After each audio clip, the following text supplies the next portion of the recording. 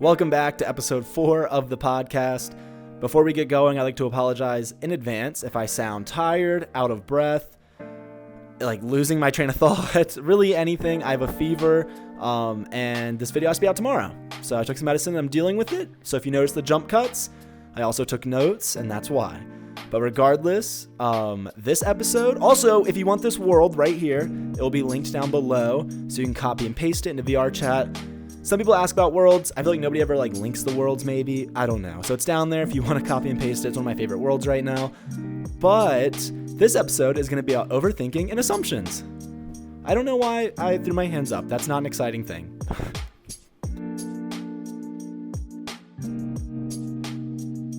Before we get going into this episode, this is not sponsored. I promise. I'm not big enough to get sponsors like this. But this whole episode is basically because of the book, The 4 Agreements. Hopefully Editor Reef put it right here, and it looks good. But if you want a really good self-help book and a really good mindset book, it is one of my favorite books of all time. So Overthinking and Assumptions. I feel like everybody does it. I used to do it horribly until I just read that book. And it would always get me. It would always get me in my worst moments. Or not my worst moments, but really in small situations, my mind would overthink and make the worst assumption and blow it up. Also, I'd like to say that before anybody comments or gets upset, I'm not meaning this about major things. Mainly, I'm talking about little minor, small things in life that really get blown out of proportion. But hopefully, you can take some of the advice for the bigger things in life. Because I know sometimes this cannot apply to every situation. Unfortunately, that is just impossible. But there's a good way to guide yourself through these situations, which is what I want to talk about. So with assumptions and overthinking, little small things. So I don't know how to go into detail about it because it's so broad. So I'm going to try and pinpoint specific situations. So for me, with overthinking and assuming the worst, it would always happen to very minor things. Like I didn't get invited to something, or I didn't get added to something, or maybe I'm not playing with anything, literally anything, out playing games with your friends. There's so many different situations, but to pinpoint a specific situation, I didn't get invited to a party. And I immediately assume the worst. They hate me, they don't like me, they did it on purpose. Do I know the full answer? No, I don't. Do you know the full answer in these situations for you? You don't know until you ask. We always like to make assumptions in our minds that we know exactly how the other person's feeling emotionally and exactly what their thoughts were in that moment. In reality, you don't know. You really don't know. I haven't invited somebody to a party one time and they thought I hated them. They thought I didn't like them. I did it on purpose. And in reality, I just wasn't thinking. It was quickly. I was at work, adding people to a group chat. I added them. I put my phone down and told them what time the party was. And that other person, I felt bad, but you really don't know. So I sat, for my situation, when it happened to me, I would sit there and dig myself in this giant pit of negativity and overthinking the situation. When there's a giant, I don't know, not a pit, I guess a party of happiness right next to it. And they are both 50-50. And why? I don't know why it was always for me, so I don't want to say you do it, but for me, I would always assume the worst. I'd always just jump right into the negative pit for no reason. And it's a 50-50 chance. Why would I sit there and want to think the worst and want to dwell in this horrible pit of negativity when I could literally just look over at the happy party and be like, hey guys, what's up? It's actually an accident. They didn't mean to. There's no ill intentions. They don't really hate me. I don't know. I'd always dig myself in this horrible hole. So in those situations, what I like to do is I just stop everything, stop the whole moment. Just sit and feel the feelings. Because I think when people say, don't feel your emotions or don't feel your feelings, it's pretty stupid and it's unrealistic. You should sit, feel, and process them.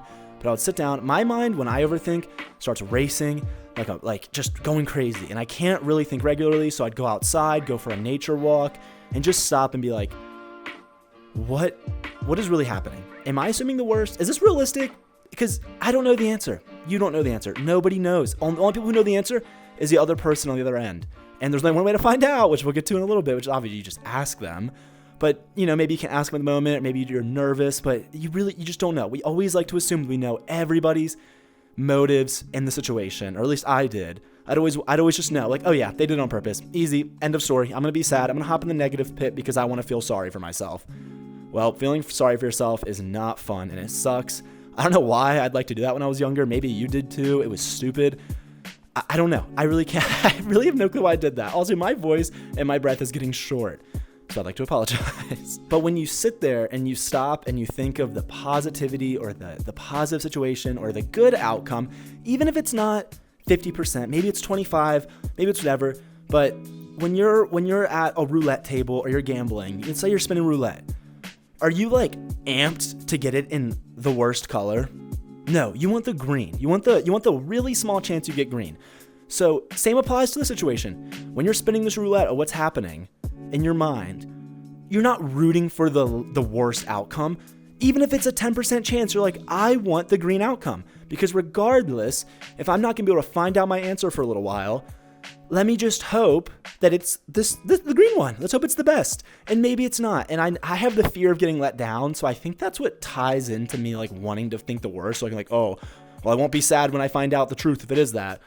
Well, guys, surprise. You're still going to be sad when you find out. So if you have to wait a day, a couple days, a few hours, instead of wallowing in that negativity spool, sit down and think of the positive. And usually when you root for the positive and you think of the positive, really similar to journaling and thinking about gratitude and stuff, a little tree is planted about why it's the better outcome. And your mind makes these little roots. And these little roots will start unlocking reasons why it's the good one. It happens in negativity too. You can plant a negative tree and it's going to grow roots and your mind keeps spiraling and making up assumptions on why it's negative. And let's just say you have the positive and the negative and the roots are going. Maybe at some point the roots are going to start lying. I would sure as hell like to be lied about the positive things than the negative things in the situation. If you're making up all these crazy situations, what they're really thinking and stuff, and it's all negative, why not just make them all positive? Think of all the positive reasons. Think of all why it could have happened. Oh, they forgot. They were busy. They were at work. They were doing this. They were doing that. They don't really think that. They're a great person. Because in reality, like I said, you don't know. Nobody knows. You're not 100%. You can't read people's minds. You don't know exactly what they're thinking. So it's just this horrible, toxic situation that you dig yourself in, and it can ruin your day. It can ruin a week. It can ruin hours. And I just think if you really sit down and process it, at least when I get in these situations, and you start really listing out like, okay, well, like, let me stop this whole negative situation right here, and let me just think of why it could be good. And let me think about all the amazing things I like about that person, all the great things they've done for me. And when you start noticing like all the great things they've done for you, all the fun times you had, you're like, oh, there's no way in hell they had ill intention. Like, there's just no way.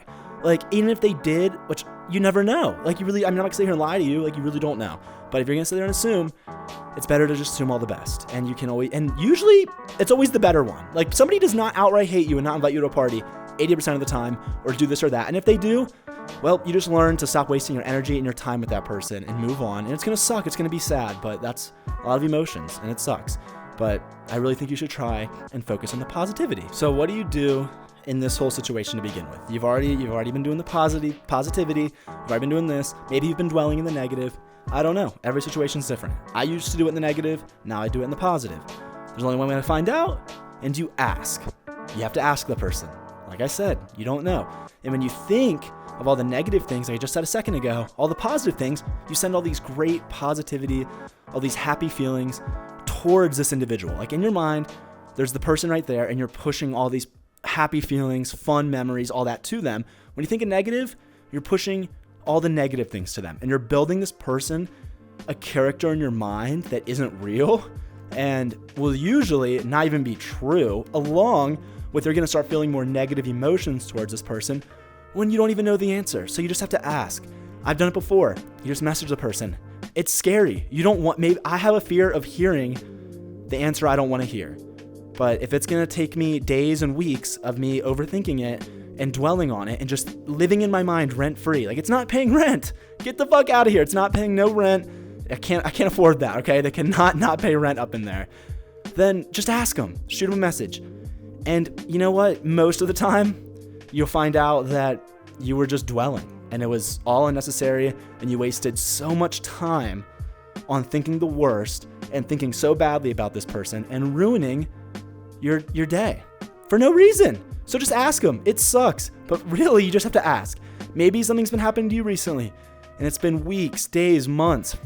If it keeps reoccurring in your mind daily, it needs to stop. Like, I mean, I do it a lot and I've gotten a lot better at it, but it really is not healthy mentally and it just sucks. Just ask them. If it's a safe, like I think I said this earlier, I'd like to say, like, this is not for giant major situations.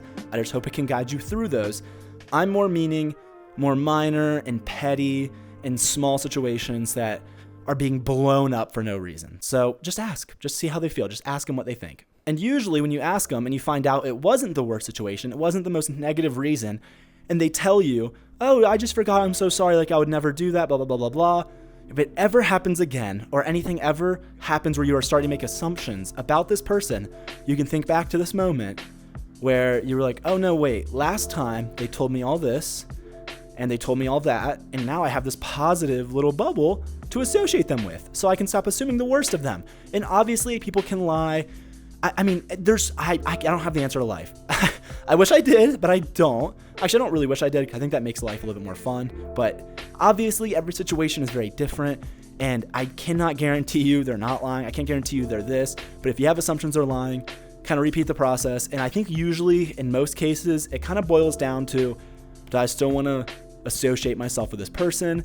Are they really a friend? Blah, blah, blah, blah, blah. Because if it keeps happening, maybe there's a reason for it. It could be your mind. It could really be them. It's not foolproof. I feel bad saying all these things, and then I'm like thinking in my mind as I'm talking, I'm like, you know what? It really could be something different. It really could. But what I'm talking about is your mind. You spend your whole life in your mind right here. Make it a nice place to be. If you have to lie to yourself to be happy, did it make you happy? Lying, guess what? Guess what else lies? The negativity. If you're making assumptions, make the positive assumption. If you're going to make fake lies and this whole negative thing about somebody or something, and you can do the same for the positive, they both could be equally plausible, or they're both lies. But I just believe in delusional happiness. So if I'm going to sit there and dwell on something, I'm like, well, I'd rather think the better outcome. So I'm going to think the better outcome. And it happens pretty frequently where I sit down and I have to close my eyes, breathe, and navigate and point out all the positive, factual things that happened.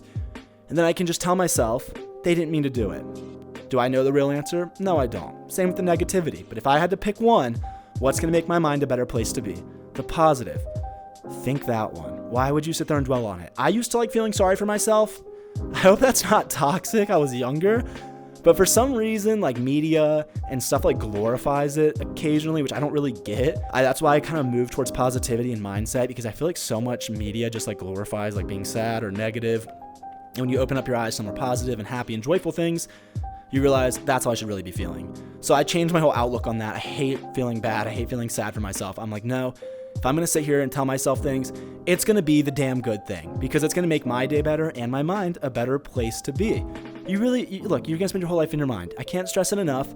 Pretend it's like your apartment. Decorate it. Make it a great place to be. Shut the door on all the negative feelings, all the sad things, all the lies, all the stupid stuff, and just make this your little bubble of where you can be delusionally happy. There's no laws on if you can lie to yourself in your mind. There's no nothing.